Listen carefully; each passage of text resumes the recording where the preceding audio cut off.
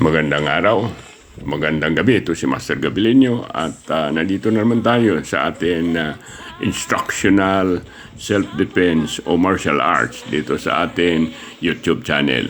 Kaya panoorin nyo, subaybayan nyo at nang matuto tayo ng self-defense ng Filipino Martial Arts Taekwondo.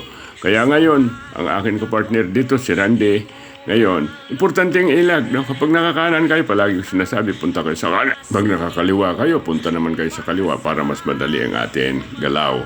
Now, pagsaksak niya, ilag, hawak ang kaliwang kamay nasa babaw, ang kanan kamay nasa ilalim. Kailangan tama ang hawak natin. Kaya, tingnan nyo ng mabuti, no? Baka sumuntok itong kaliwang kamay niya. Pinapakita ko lang sa inyo slow motion kasi ito. Kaya kailangan natin mabilis para hindi tayo masuntok ng kaliwang kamay niya. Yun, katulad yan, mabilis. Paano ka masusuntok? Bago siya maalaala na tapo na siya.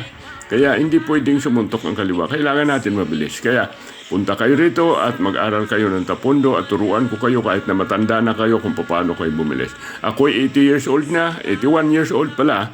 At mabilis pa rin gumalaw. Kita nyo, no?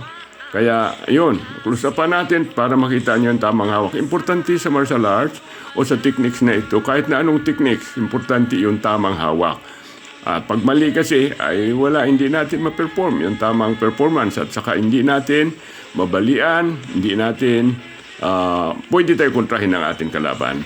Kaya, importante yan sa lahat, no? Yon, ilag, ayon, kaliwang kamay na sa kamao.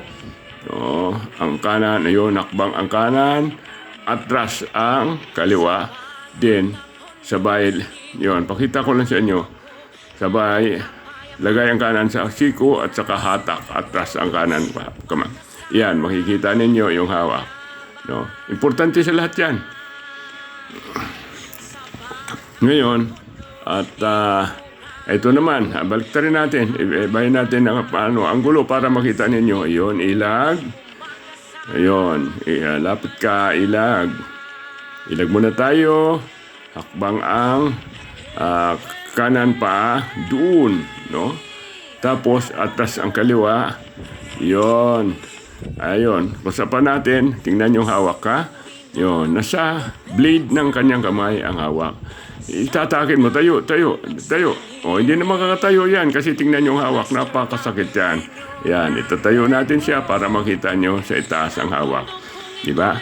Masakit yan. Gusto mo baliin doon, baliin na. May exercises tayo ng tulad nito. Kaya sana natuto kayo sa araw na ito. At marami pa kong ituturo sa inyo. Subaybayan nyo lang at panoorin nyo ang aking YouTube channel.